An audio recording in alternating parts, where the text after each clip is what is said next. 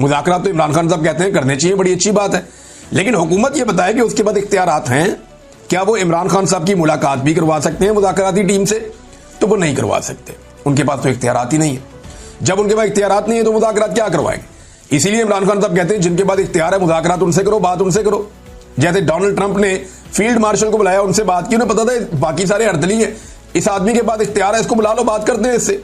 इसी तरह इमरान खान भी यही कहता है कि भाई जिस आदमी के पास इख्तियार है, जिसके पास सारा कंट्रोल है, उसको बुलाओ, बिठाओ, उसके साथ बात करो कि भाई क्या करना है, अब मुल्क को कैसे आगे लेकर चलना है। बेड़ा गर्क हो गया हर चीज का, और बेड़ा गर्क कैसे हुआ है मैं आपको बाद में बताता हूं। ये लफ्ज आप याद रखिएगा कि बेड़ा गर्क हो गया, मैंने आपसे कहा।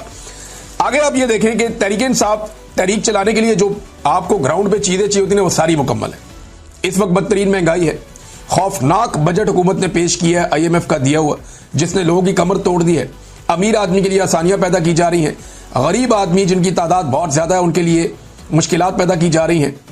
पाकिस्तान तकरीबन आधे पाकिस्तानी इस वक्त गुर्बत की लकीर से नीचे चले गए हैं। किसान मुकम्मल तौर पर तबाह हो चुका है, बेरोजगारी अपने उरूज पे है, 6% वाली बेरोजगारी 22% पे पहुंच गई है। मईशत तबाही के दहाने पर खड़ी है, बल्कि तबाह हो चुकी है। बैड गवर्नेंस पाकिस्तान में अपनी जगह पे है।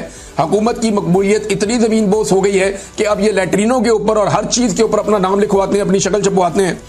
अपोजिशन जो है वो इस वक्त मकबूल है, इमरान खान साहब की मकबूलियत का तोती बोलता है।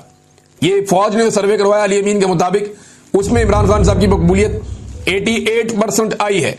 अब बस एक मोमेंटम बनाने की जरूरत है। ये सारे लोग छिड़े हुए हैं, बहुत परेशान हैं, बहुत इस हुकूमत से खाइफ हैं। इन लोगों के अंदर एक मोमेंटम बनाने की जरूरत है तहरीक का, और फिर ये तहरीक खड़ी हो जाएगी। और इस दफा तहरीक ऐसी नहीं है कि सबने जाना है इस्लामाबाद की तरफ। आप सारे इस्लामाबाद की तरफ जाते हैं, रस्ते में 50,000 पुलिस वाले इस्तेमाल होते हैं तो वो रोक लेते हैं। अब अपने अपने शहरों में, अपने अपने इलाकों में, अपनी अपनी जगहों पे अगर मुल्क को बंद किया जाएगा तो बड़ी मुसीबत बन जाएगी इस हुकूमत के लिए। अच्छा, इस मोमेंटम को बनने से पहले तोड़ना एक वजह और भी है कि जरूरी है। देखिए 29 नवंबर 2025 को आर्मी चीफ के 3 साल मुकम्मल हो रहे हैं। उसूलन इस तारीख को एक आर्मी चीफ रिटायर हो जाता है, लेकिन इन्होंने 2 साल की एक्सटेंशन ली हुई है। तो आर्मी चीफ चाहेंगे कि 29 नवंबर 2025 तक की तारीख जो है वो पुरसकून अंदाज में गुजर जाए। इस डेट से पहले मुल्क में कोई एहतजाजी तहरीक या कोई ऐसी अनइवन चीजें ना हो जिनकी वजह से ये मामला छिड़ जाए। लिहाजा वो ये चाहेंगे कि बिल्कुल पुरसकून अंदाज में 29 नवंबर 2025 का दिन गुजर जाए, और उसके बाद वो 2 साल के लिए दोबारा उनकी एक्सटेंशन हो जाएगी। तो इस सूरत हाल में जो है वो फिर बाद में तहरीक चलती है तो देखेंगे क्या होगा, लेकिन वो चाहेंगे कि ये वक्त गुजर जाए, और इसके लिए कोशिश अब की जा रही है। और कभी मुज़ाकरात, कभी बैकडोर चैनल, कभी ये वाली कहानी, कभी ट्रक की बत्ती। तो ये सारी ट्रक की बत्तियां इससे पहले भी हमने ऐसी बहुत देखी हैं। इमरान खान साहब को तो बहुत दफा ऑप्शन दिए गए, यानी अब उन्हें क्या ऑप्शन दिया जाएगा। आमिर डोगर साहब ने जो इंकशाफ किया था वो ये देखें आप। आमिर डोगर साहब हैं, ये हामिद मीर साहब के प्रोग्राम में इंकशाफ कर रहे थे कि इमरान खान को जिस दिन गिरफ्तार किया गया उससे एक दिन पहले इमरान खान के पास कुछ लोग भेजे गए थे कि आपको सुबह गिरफ्तार कर दिया जाएगा, अगर आप मुल्क से जाना चाहते हैं तो लाहौर एयरपोर्ट पर जहाज खड़ा है, आप दुनिया में जहां जाना चाहते हैं जा सकते हैं। मगर इमरान खान ने बैरून मुल्क जाने से इनकार कर दिया। आमिर डोगर कहते हैं कि इमरान खान को बार बार मुल्क से बाहर जाने का कहा गया। जब वो जेल में चले गए तब भी उन्हें मुल्क से बाहर जाने का कहा गया। उन्हें यह भी कहा गया कि आप हाउस अरेस्ट हो जाएं, लेकिन इमरान खान साहब ने किसी किस्म की डील नहीं ली। उन्हें 8 फरवरी के इलेक्शन से पहले और 8 फरवरी के इलेक्शन के बाद भी बार बार डील देने की कोशिश की गई, लेकिन उन्होंने डील नहीं ली।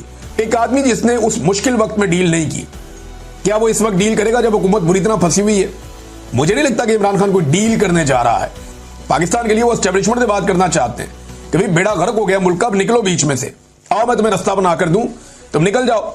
और इसके लिए अगर नवाज शरीफ से भी बात करनी पड़े तो कोई घाटे का सौदा नहीं है। एक दफा फौज को सियासत से निकाल दें तो पाकिस्तान आगे बढ़ सकता है, इसके अलावा और कोई रास्ता नहीं है। नाज़रीन, मैं आपको कह रहा था ना कि तबाही फेर दी है, अब वो चीज मैं आपके सामने रखने जा रहा हूं कि किन चीजों को मैं ये कह रहा था कि बुरी तरह पाकिस्तान में तबाही फेरी गई है। कौन से बड़े बड़े जो है वो कंपनियां हैं जो पाकिस्तान को छोड़कर चली गई, जैसे कि माइक्रोसॉफ्ट पाकिस्तान में बंद करके अपने दफ्तर जा रही है। 25 साल से वो यहां काम कर रहे थे, अब वो छोड़कर पाकिस्तान को जा रहे हैं। तो ये तो पाकिस्तान के लिए एक बड़ा नेगेटिव है, बहुत बड़ी तादाद में लोग बेरोजगार हो जाएंगे।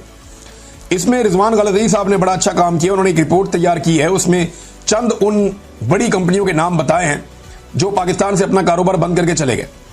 शेल कंपनी अपने 77.42